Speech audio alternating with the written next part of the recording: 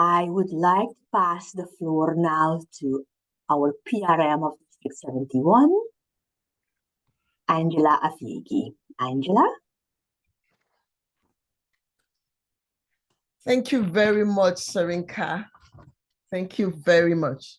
Good evening, esteemed Toastmasters and distinguished guests. It's my great pleasure to welcome you to the fourth session of our PR Brand Builders Masterclass series. Tonight, we delve into a topic that resonates with every club looking to expand its reach and impact: how to get free media coverage for your Toastmasters club. In today's digital age, visibility is vital. It's not just about making noise, but making meaningful noise that echoes in the hearts and minds of our community. This evening, we have the privilege to learn from one of the best in the field, Chantal Cooke, the founder of the award-winning PR agency, Panpathic Communications.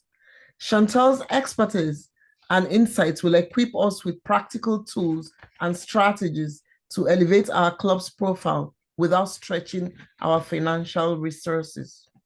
This masterclass is a learning opportunity as much as it's a doorway to new possibilities. It's about harnessing the power of media to share our stories, celebrate our achievements, and invite more members into our transformative world of Toastmasters.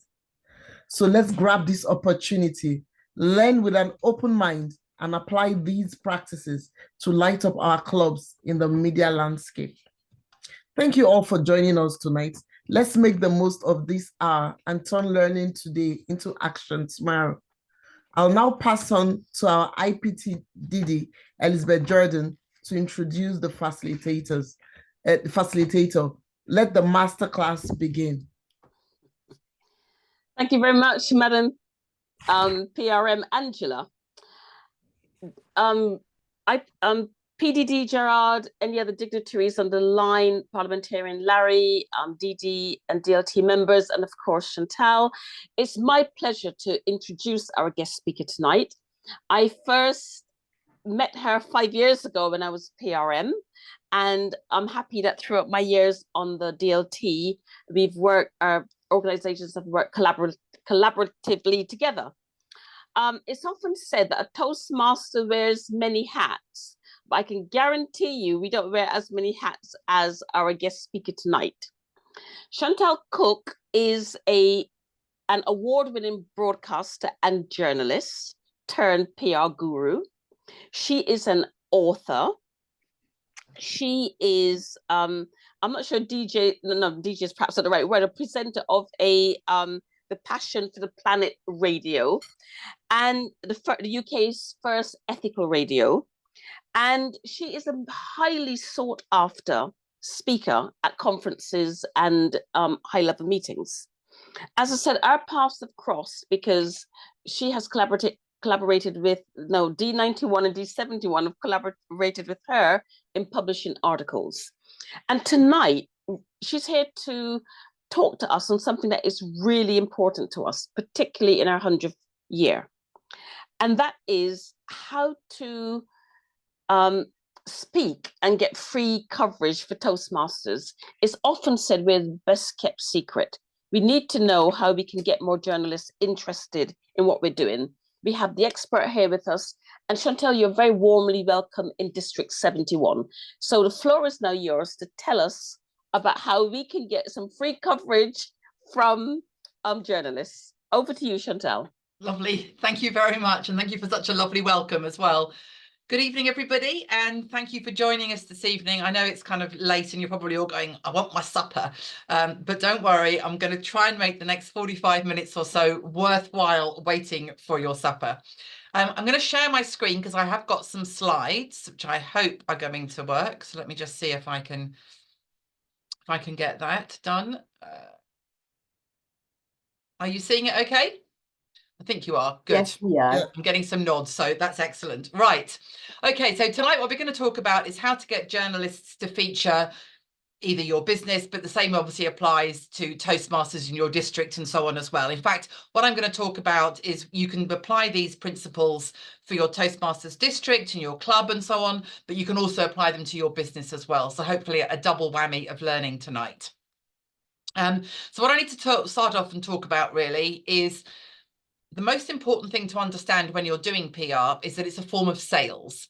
Now, I know that kind of may feel a little bit off-putting and so on, but actually, once you get your head around that kind of idea, it sort of makes the whole thing much easier, because what's really the first rule of sales? Well, it's to find out what your prospect wants. So as a really good example of that, if you sell burgers, it doesn't matter how good your burgers are, how tasty they are, and all those kind of things, you are never going to sell a beef burger to a vegan. It's just never going to happen. So rather than trying to sell your beef burgers to a vegan, which is going to be a waste of your time, it's much better to find out who the people are that want beef burgers and sell them to those, and then maybe sell bean burgers to the vegan instead. And that's the same kind of process when you're doing PR. You need to find out what the journalist wants first, and then think about what it is that you can offer them, because there's no point in sort of forcing something on a journalist if they're not going to be interested. Now, don't worry, because that sounds like, well, how the hell am I supposed to know that? I'm going to talk you through how it is you know that, and we'll also talk through the different types of press releases as well. But as I said, don't let the idea of it being sales put you off, but do think of it as a selling process, in that you have a story that you want to sell. And I know there's no money changing hands here, but you are nevertheless selling this idea of this story to the journalist so that they will then write about it or publish your article or whatever happens to be appropriate. So think of it, get that in your mind, and it will definitely help you a great deal. So how do you work out what the journalist wants? And I would always start from that side rather than what you want to talk about. I know obviously the point of the PR is the things that you want to talk about and the fact that you want to promote the club and those sorts of things. And I will come to that. But you should always start the process by thinking about the journalist. Again, it comes back to this sales thing. You want to think about your prospect first and then think about how you can service that prospect, not the other way around. So when thinking about the journalists, the things you really want to get into your mind are the demographic of the publication, the geography of the publication, and whether it has a specialist interest or not. So I'll talk you through each one of those. So and I'm going to use the word publication, but actually this applies whether it's a print publication, an online website or blog or something, whether it's a radio program or a podcast or a TV show or a YouTube video.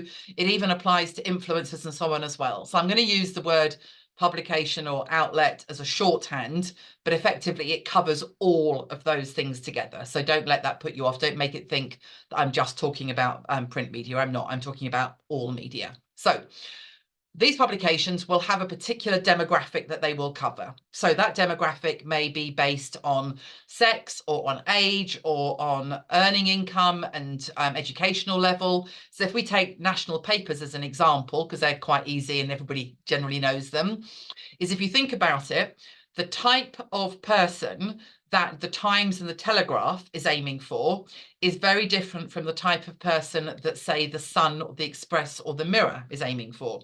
So in this instance, the different demographics there will be generally Times and Telegraph tend to be sort of slightly better educated people working in, say, more white collar type jobs and earning probably a slightly higher income. We are generalizing, obviously, but that is generally where the Times and Telegraph might sit.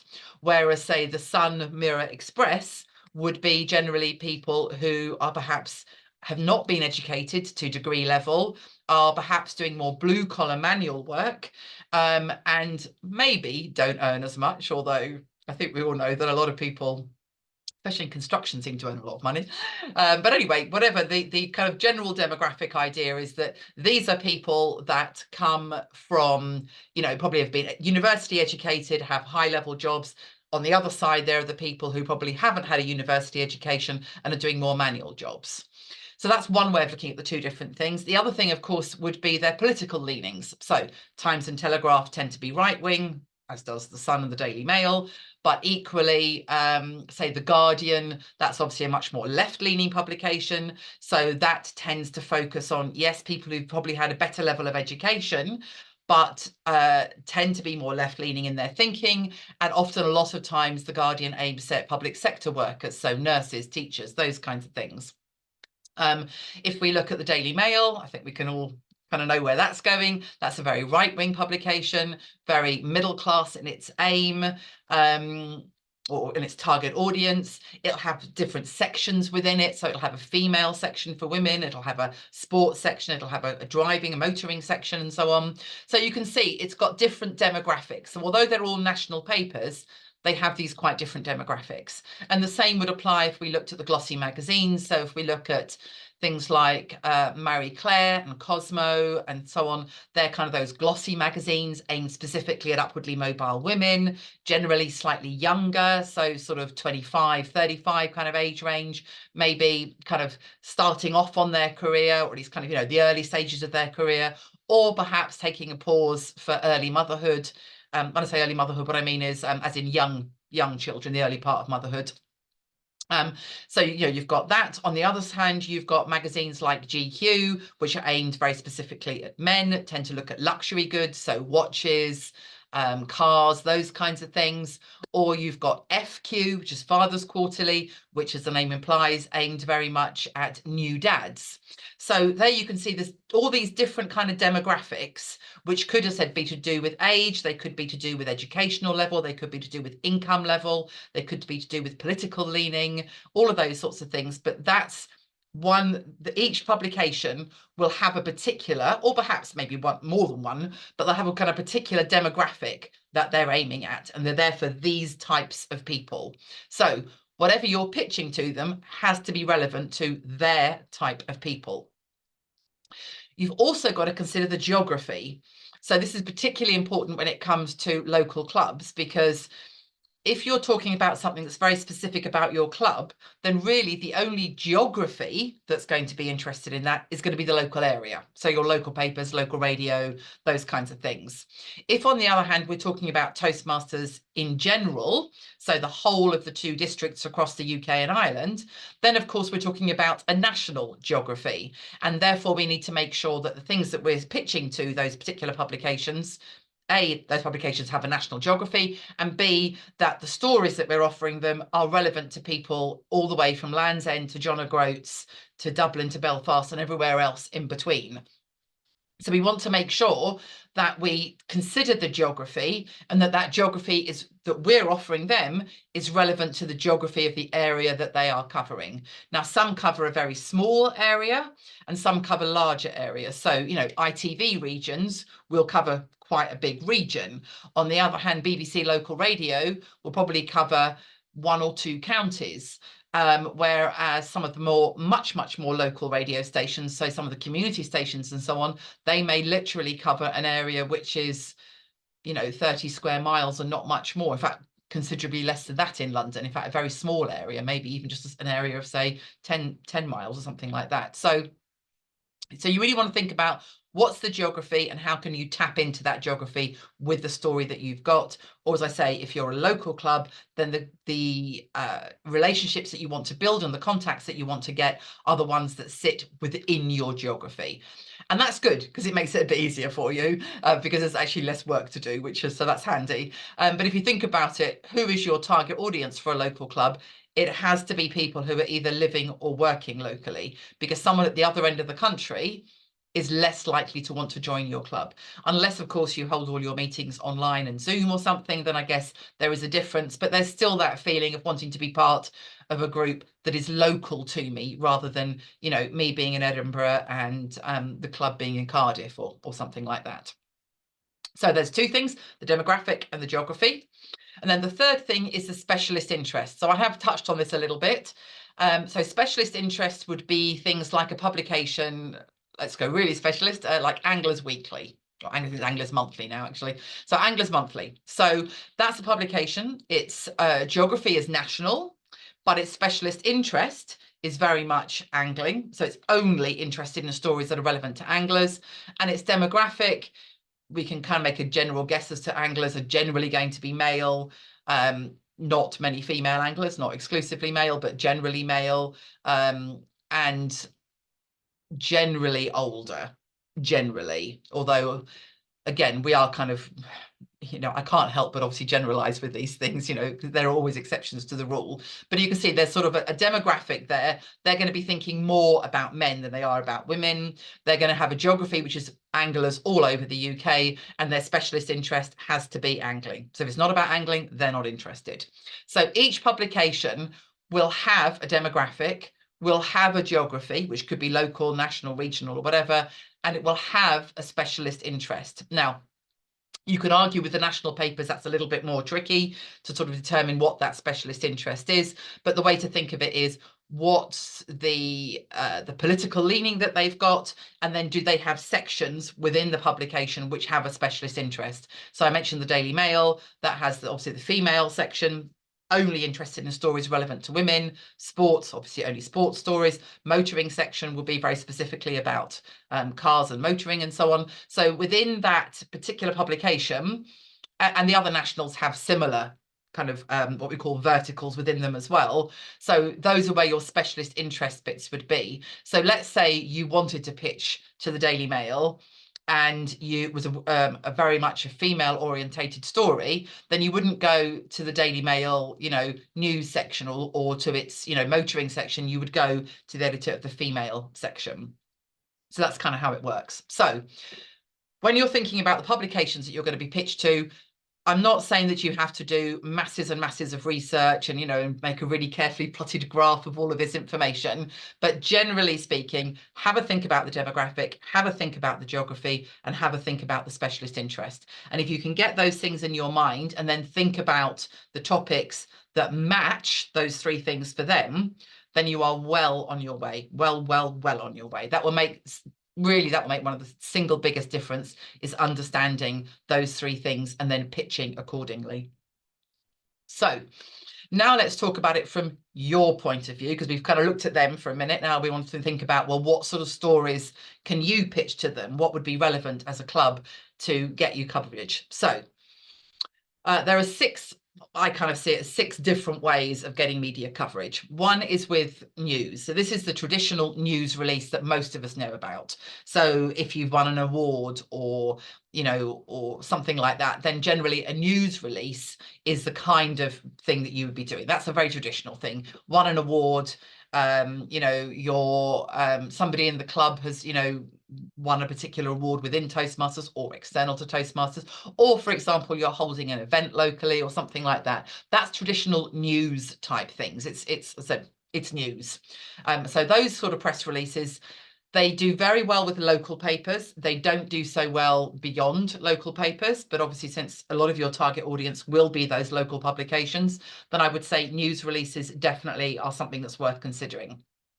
However, obviously, if all you did were news releases, then you'd kind of end up with maybe 2-3 press releases a year. It wouldn't give you a huge amount of coverage. So you need to think about other ways to get media coverage as well. And that's what the other 5 ideas are.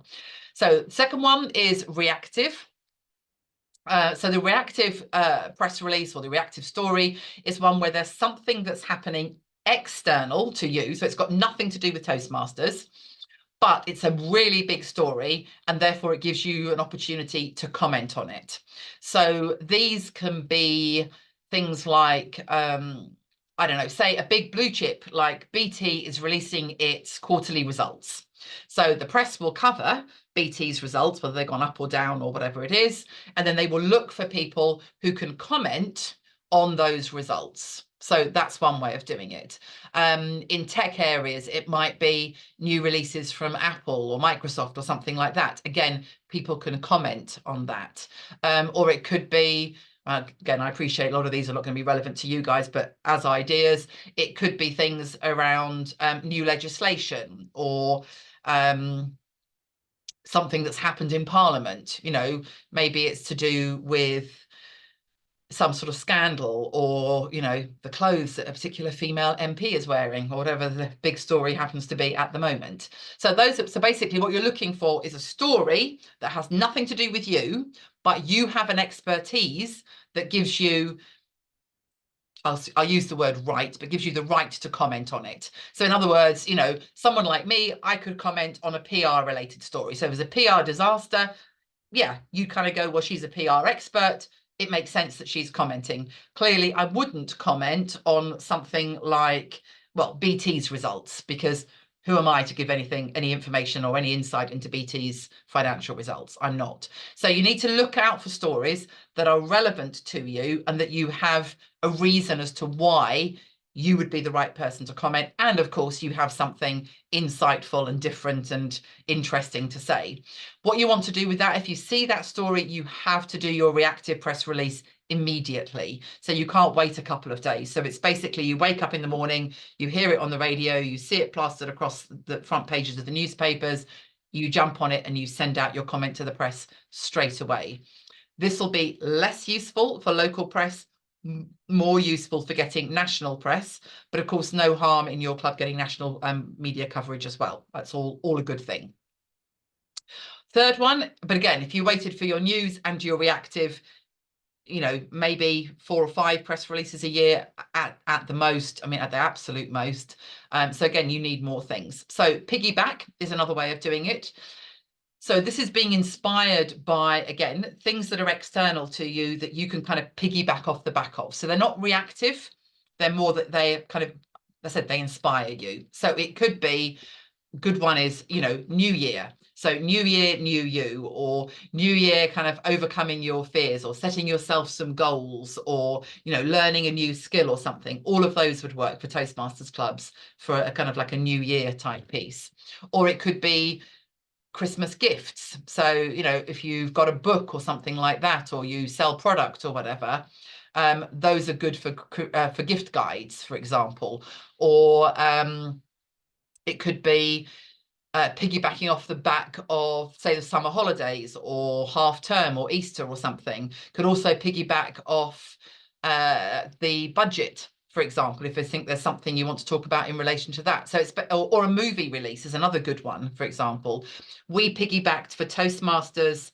You quite remember this, is when kind of Johnson, I can't remember, anyway, Liz Truss, it was the Liz Truss Johnson thing. And basically that was a piggyback article that was written by a Toastmasters member, which basically looked at, so it was inspired by the difference in public speaking persona and delivery between Boris Johnson and Liz Truss. And it was an article that basically talked about those differences and how they were different and so on. And that got fantastic national coverage, because obviously, as you can imagine, everybody wants to talk about the change in Prime Minister. And this is a great article which helps them do that with some genuine insight. So you can piggyback off those kinds of things as well. Next, but again, not going to give you enough PR if all you're doing is those 3. So you need some more. So case studies can be quite good.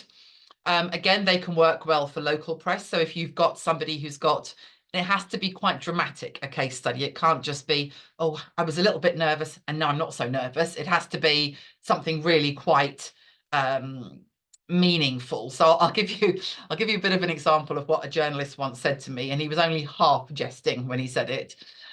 He said, I'm only really interested in speaking to her. This was a case study we were trying to pitch. If she had her legs chewed off by a tiger and survived.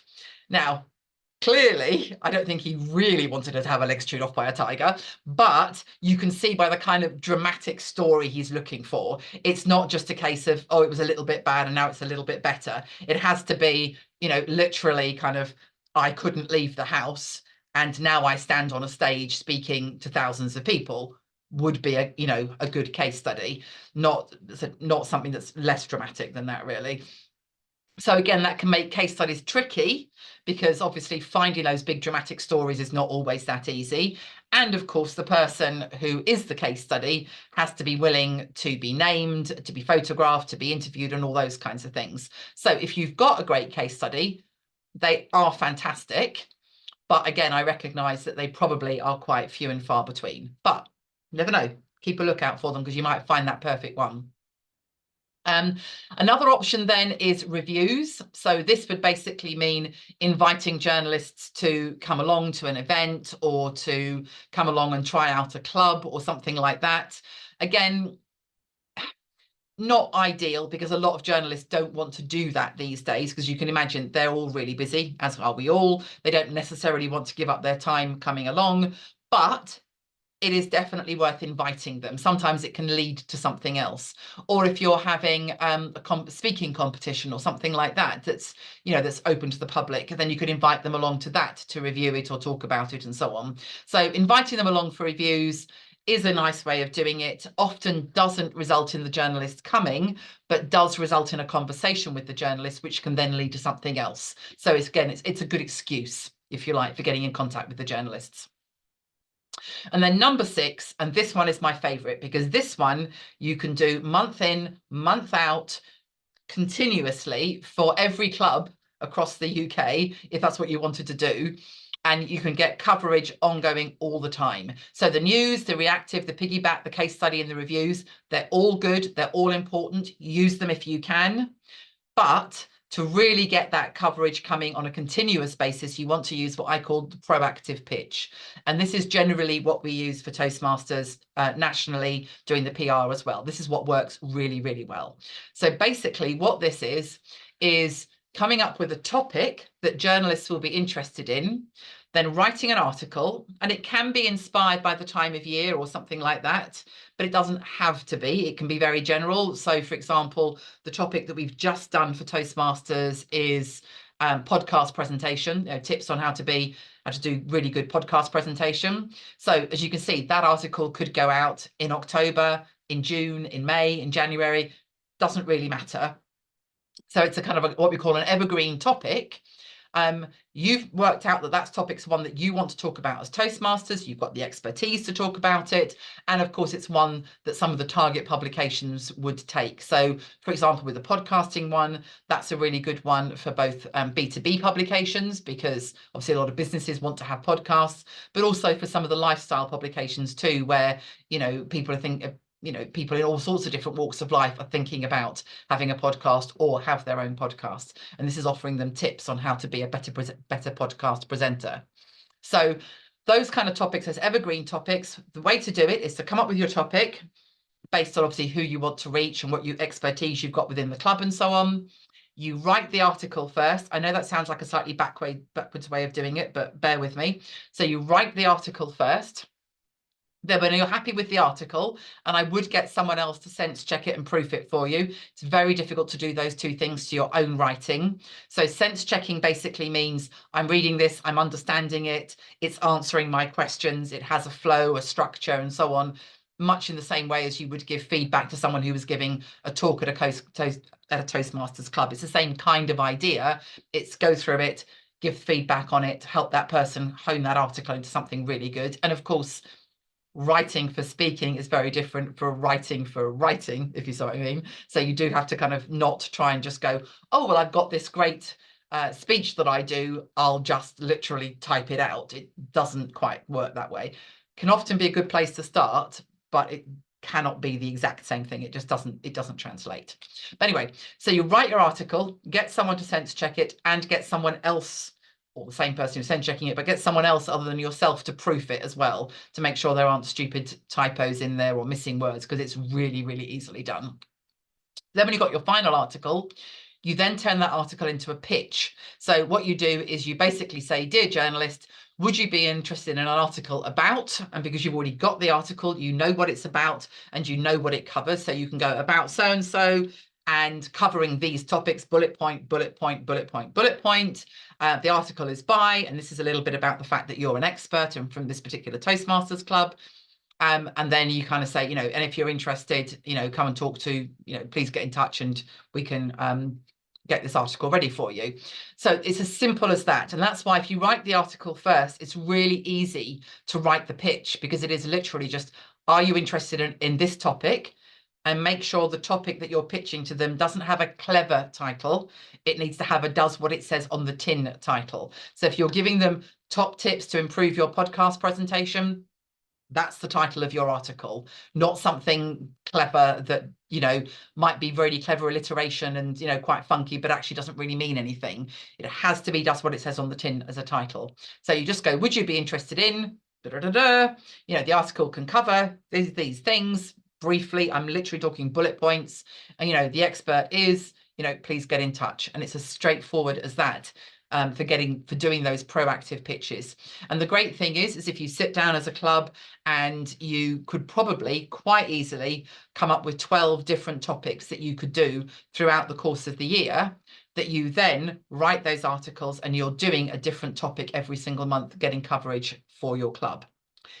In addition, I should mention that the other advantage of doing it that way is that if you have got a really good article, then definitely speak to your district's PRO, because they are always looking for good articles for national coverage. So that article could not only be used by your club, but could actually be used nationally to get PR as well, which of course brings additional kudos and visibility and so on to your club. And then once it's got the national coverage, you can absolutely use it for local coverage. You can use it on your club's website, on your own blog, all of those kinds of things. So I can't emphasize enough, really, that those articles, they work on so many levels. And generally speaking, if used properly and pitched properly, we can easily get coverage, you know, 7 or 8 places, maybe more. I mean, I think the maximum we've ever achieved is 19 different places for the same article, but let's say 7 or 8 as a general average is pretty good going.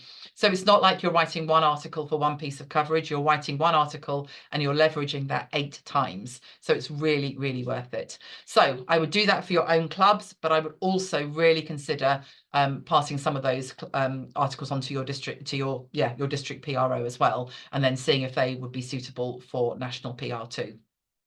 Okay, so those are the different ways you can do it. Actually, I'll just jump back quickly. So remember, always think about the news that you might have to tell people. If there's a big story and you can jump on it, I know sometimes the stars just don't align and you can't, but if you can react to a big story, that's a great way of doing it too.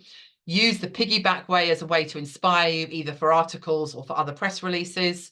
Look out for case studies. They're few and far between, but if you get a good one, they can work very well. By all means, invite journalists along, but kind of expect it to be a relationship building thing rather than generally coverage.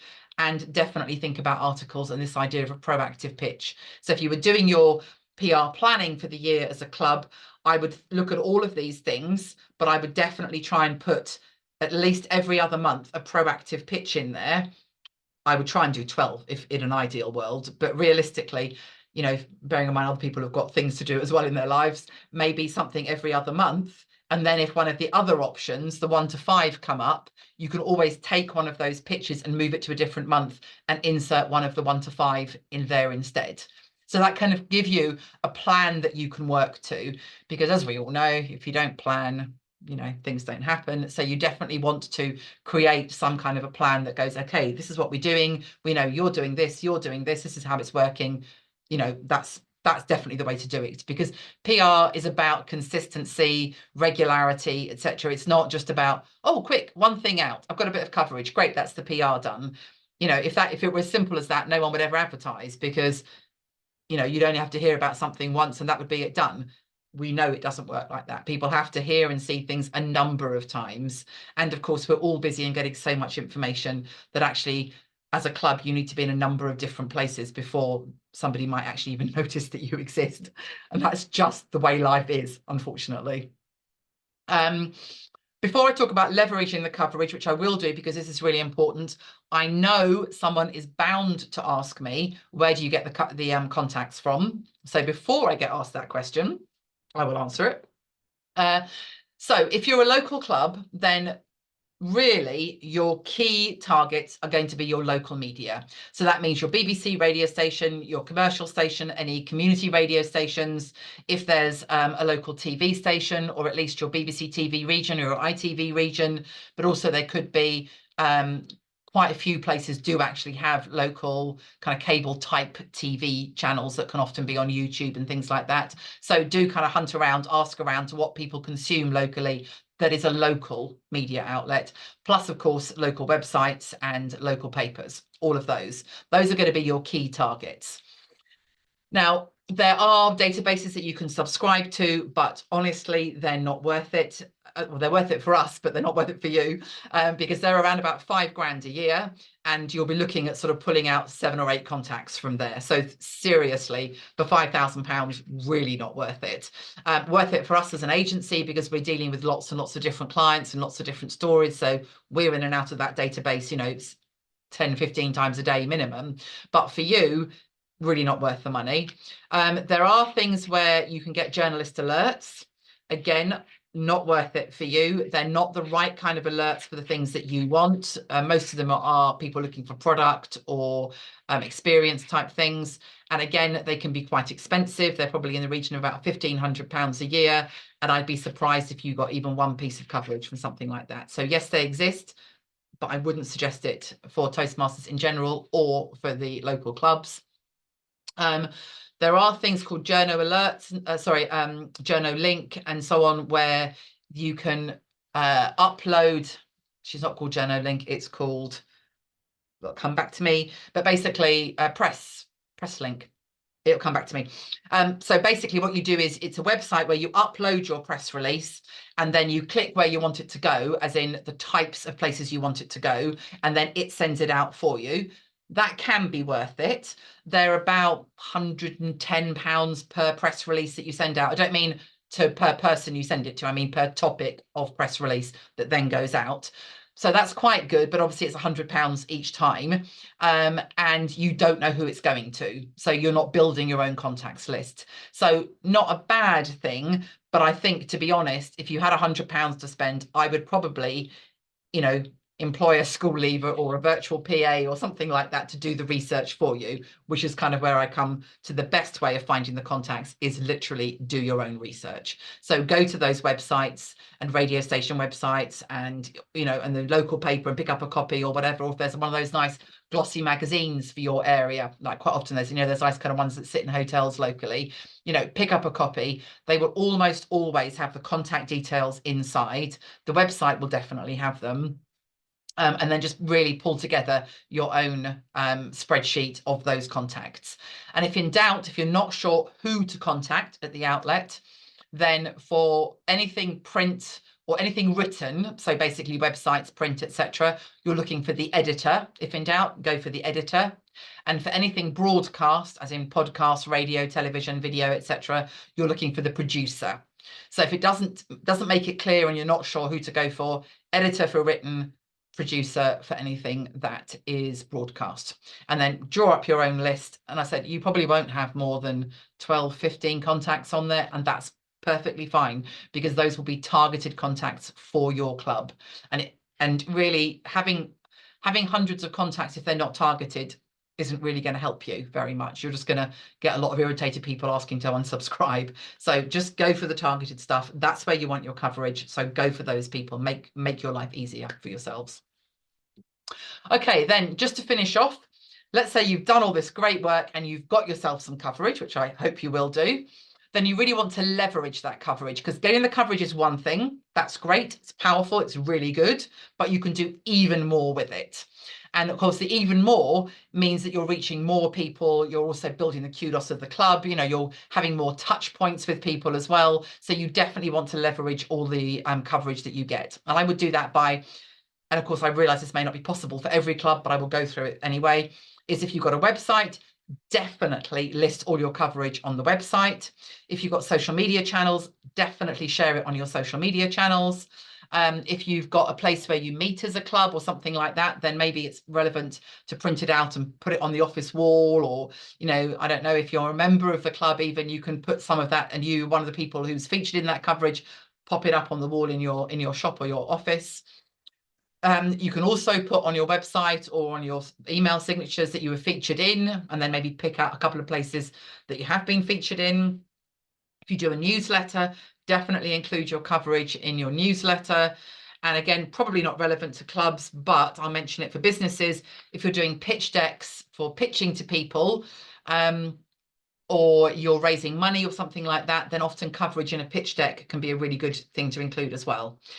Finally, just be aware of copyright. So by that, you can link to anything. That's not a problem.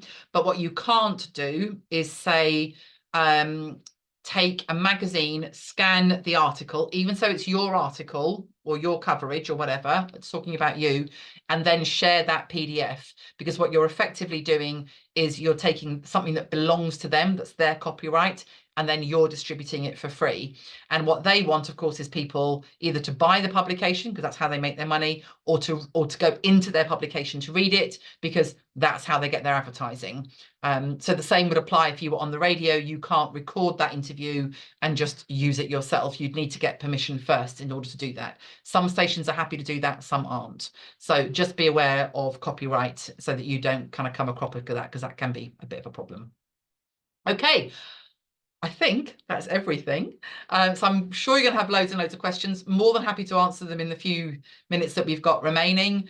So please do fire away, and I'll hand back to either Angela or Elizabeth. I don't know if you want to kind of facilitate the questioning.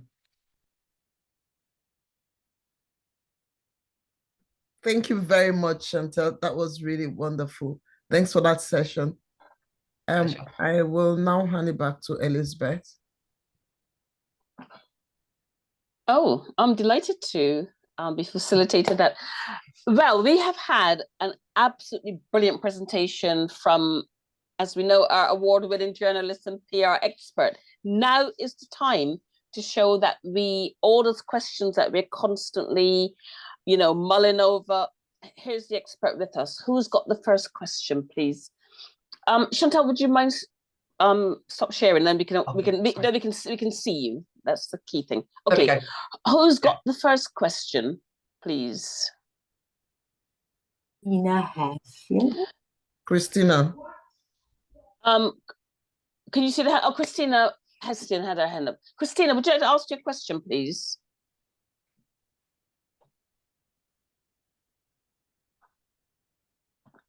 Christina, are you there?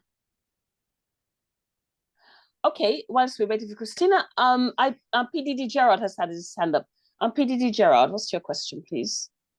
Thank you very much, Elizabeth. Good evening, Chantal.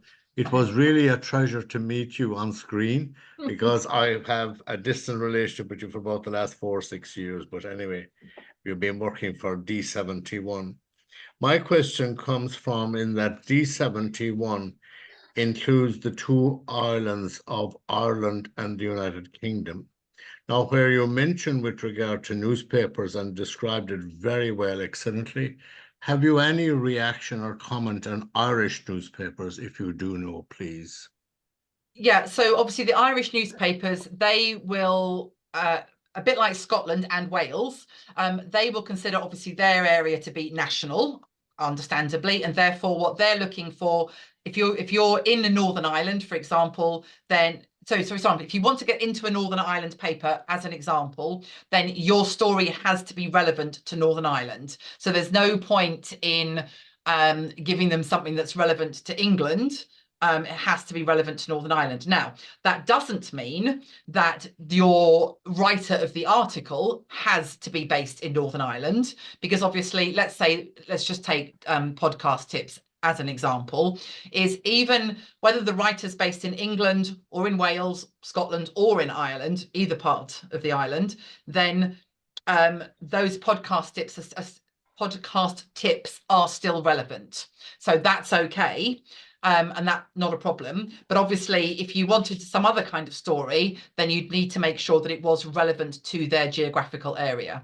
And that's how they will look at it. And then, of course, within both Northern Ireland and the Republic of Ireland, you'll have individual local papers as well. And again, they work in exactly the same way as they would do in England or in Wales or anywhere else for that matter. So it's the same principle, really. But obviously, like Scotland, Scotland sees itself, obviously, its papers like the Scotsman, for example, are national papers. That's how they think of themselves. The same applies to those papers in Northern Ireland and the Republic as well.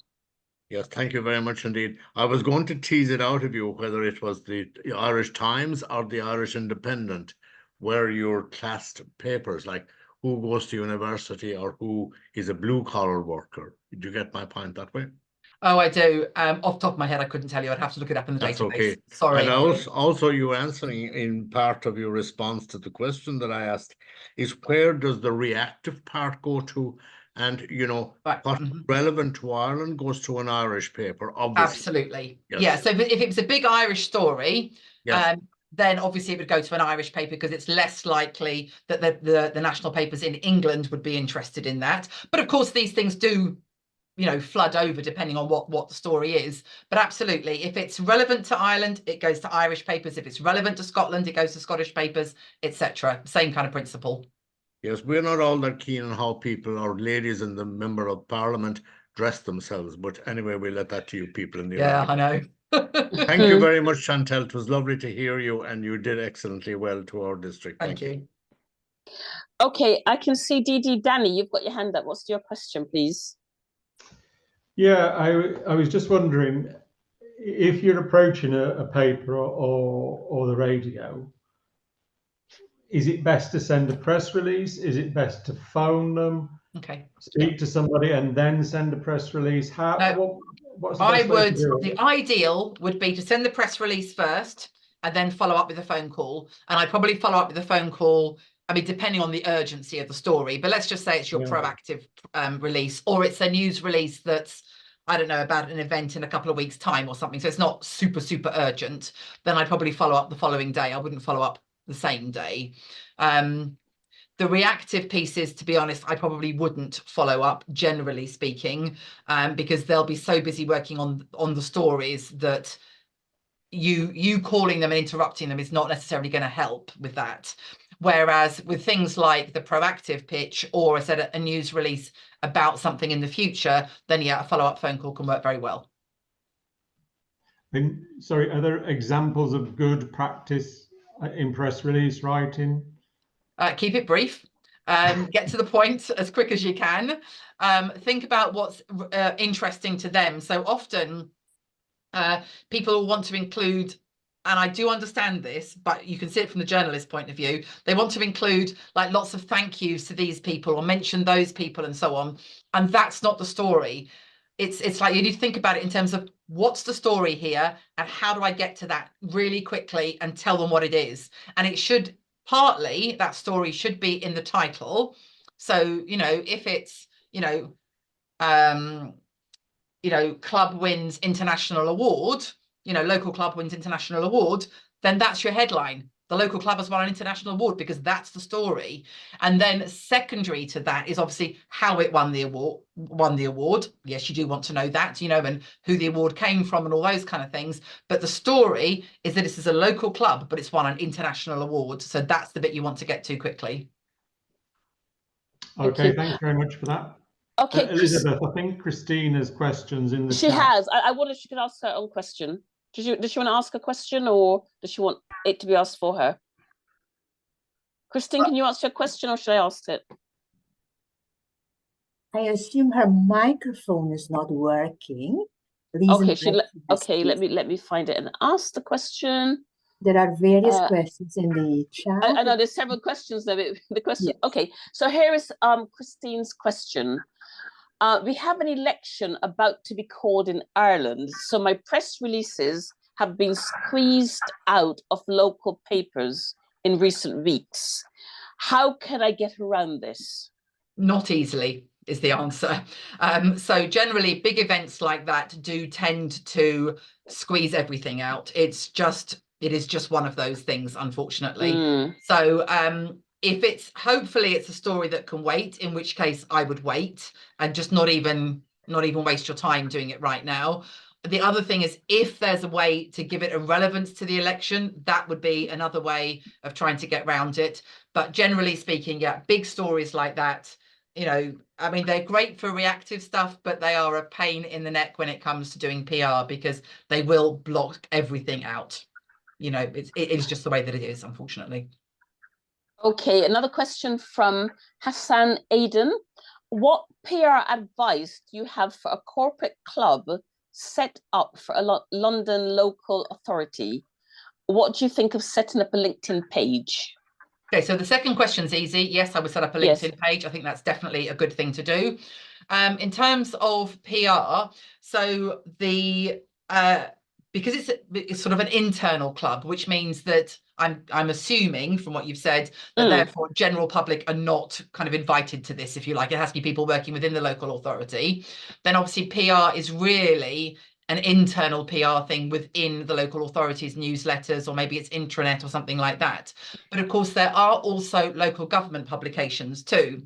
So you could certainly pitch it in there, because that obviously gives the club kudos. It hopefully helps Toastmasters in that other local authorities might think about doing their own internal club as well. But I think, yes, yours is a bit different because, as I said, it's a private club. It's not for the general public. So I would very much focus on whatever communication methods you have within the local authority in order to publicise it. And then if you want external publications, then or external publicity, then look for those local government publications. Okay, and then there's also a question from, well, it's a request really from Tatiana, asking to share an example of a press release from a club. Any comments on that, Chantal? Do you have anything ready-made? No, and it really depends. So there isn't a kind of this is a press release. Yeah. Obviously it depends on what the story is. But, you know, if you're doing a thing about an award, then obviously it's, local club wins award. And then you say the so-and-so club has won the so-and-so award. This is awarded for this, it's prestigious because it was won by, or however it was won. If it's an event, then obviously it can be something like, local club host open day or whatever. Always think of do what it says on the tin bit for the title, and then go into the information. Think about what is it I want to know? What's in it for me, the reader? So, why would I care if you're hosting an open day? What's in it for me? So you always want to get to that really quickly, and then give me all the information that I would need afterwards, like where, when, how, etc. If you're doing an article, then I said that's different. You would use the pitch, and that really is more kind of it's more of a template, which is, dear journalist, are you interested in an article on, it can cover this, the expert, get in touch. That's much more easy to template. Okay, Tatiana, I'm going to put you in touch with James Finnegan, because he is excellent at writing briefs in fact, he helped me to write one, and I actually wrote it, sent it to the papers today, and they're going to publish it. But having said that, the one thing I would also say, I did pick up the phone and speak to that editor. I've been talking to him now for about 3 years, and he's published several articles for us. So I sort of built a kind of relationship with him. But I think James has helped to craft the things. So I will definitely link you with James, Tatiana. And I think that could be quite good value. Francoise, you've got a question for Chantal. Certainly, thank you so much. My question that I have is, I'm conducting a youth leadership program. I'm sorry, my name is Francis Boy from the Caribbean island of Antigua and Barbuda, Caribbean district, Toastmasters. Hi. Yes, thanks for allowing me to be a part of your training sessions. I am conducting a youth leadership program, and my question is, in writing not an article, but to the news, to the outlet, to the media houses, should I put in, this is the purpose of youth leadership program, what is geared to, and should I be inviting representatives for their graduation? Because I'm thinking of something.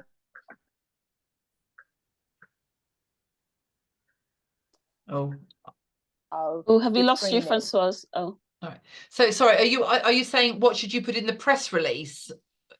Yes, because I just said to stick to the point. Yeah, so the press release should stick to the point. If you've got, you said it was for like, if I understood correctly, so it wasn't a great line, sorry. It's like a youth leadership program. And therefore, if you've got quotes from people who on that program or have benefited from it, that's definitely worth including. If maybe you've got something where maybe you've got somebody who's particularly good and articulate that you can put forward for interview to the press as well. That's often helpful, because particularly, I mean, the press do like youth programs because, you know, they're good news stories, they're positive things for the future, but they also do like to speak not to the leaders of the program so much, but for the participants of the program. So if you've got somebody who's good that you can offer to the press, then that's definitely worth doing. So I think if you've already got the program running and there are success stories, lead with the success. If you're looking for more people to join, or it's the beginning of the program, for example, then it's about the launch of something. So launching anything is generally of interest to the press. So if you're, whatever program it is or what you're doing, if you're launching something, definitely do a press release about that. That would be a news release. And then if you've got good success, then that's another kind of release, but you do need to be able to say what the success is, and in an ideal world, offer someone for comment as well.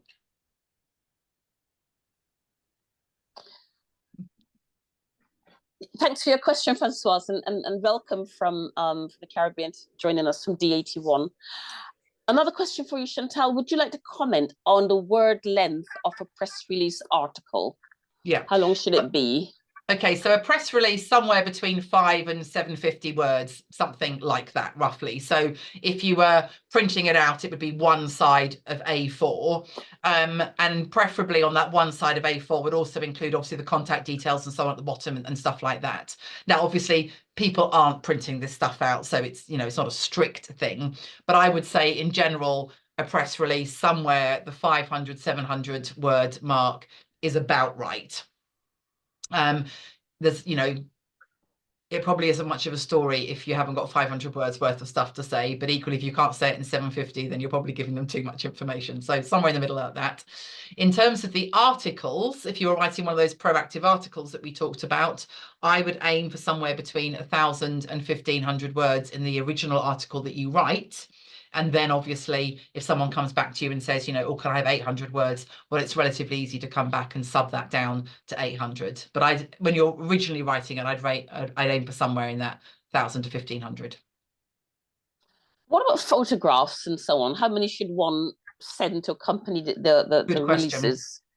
Okay, so with a press release, I mean, photographs can make quite a big difference. And some stories are really very much a photography, an image-led story, you know, like classic one would be, you know, an amazing cake that you've made or something like that. Clearly that lends itself to an image of the cake, otherwise it doesn't make an awful lot of sense. So I would think about your press release in terms of, first of all, is it image-led, and what image do I really need to put in here to illustrate what it is I'm talking about? That's the first thing.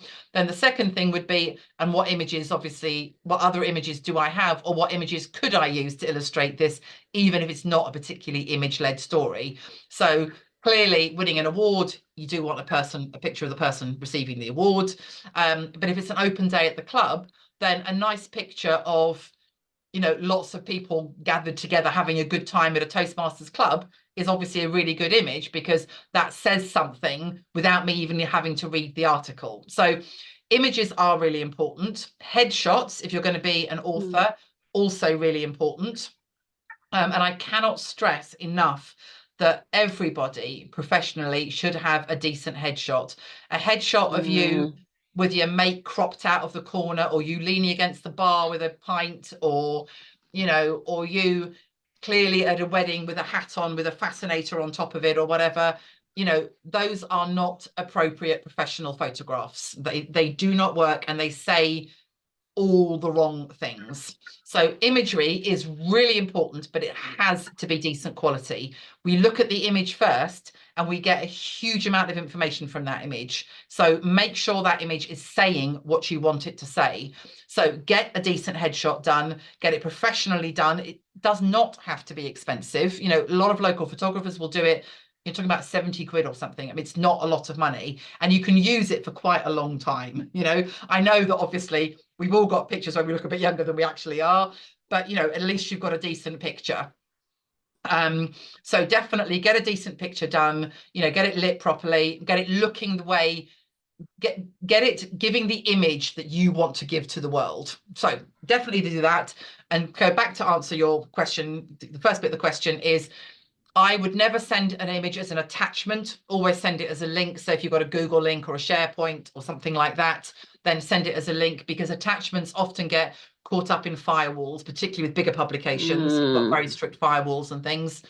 Also, you know, some people want a smaller picture, some people want a bigger one. You know, it just doesn't make sense. So always add it as a link. And you can always go, you know, headshot here, image of a club here, image of the award here, kind of thing. That's fine too. So yes, image is important. Add them as a link. Don't add them as an attachment. Okay. Chantal, we could go on for much longer because there's so many wonderful questions. You'll just have to come back again another time. I'd now like to invite Toastmaster James Finnegan to give a vote of thanks. James, over to you. Thank you very much, Madam Immediate Past District Director Elizabeth, who also doubles as my agent, as you've obviously heard earlier on. Chantal, that was wonderful. Thank you so very much indeed. You promised us a double whammy of learning. I think you gave us a 1, 2, 3, 4 whammy and everything else as well. You quite rightly say that PR is a form of sales.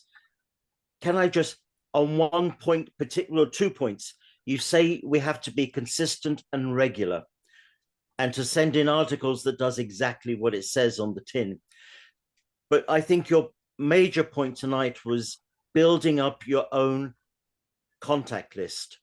And you know, the great thing about that is that that works 2 ways, particularly in local radio, where they would love someone to come along and speak as a vox pop, someone hopefully articulate, less likely to set fire to the studio, and hopefully an established Toastmaster. And you get a soft sell on Toastmasters through that. Yes. Chantal, thank you so very, very, very much. As Elizabeth said, and Angela no doubt will say, please come back again and don't leave it so long. A round of applause, please, for our guest speaker this evening, Chantal Cooke. Thank you.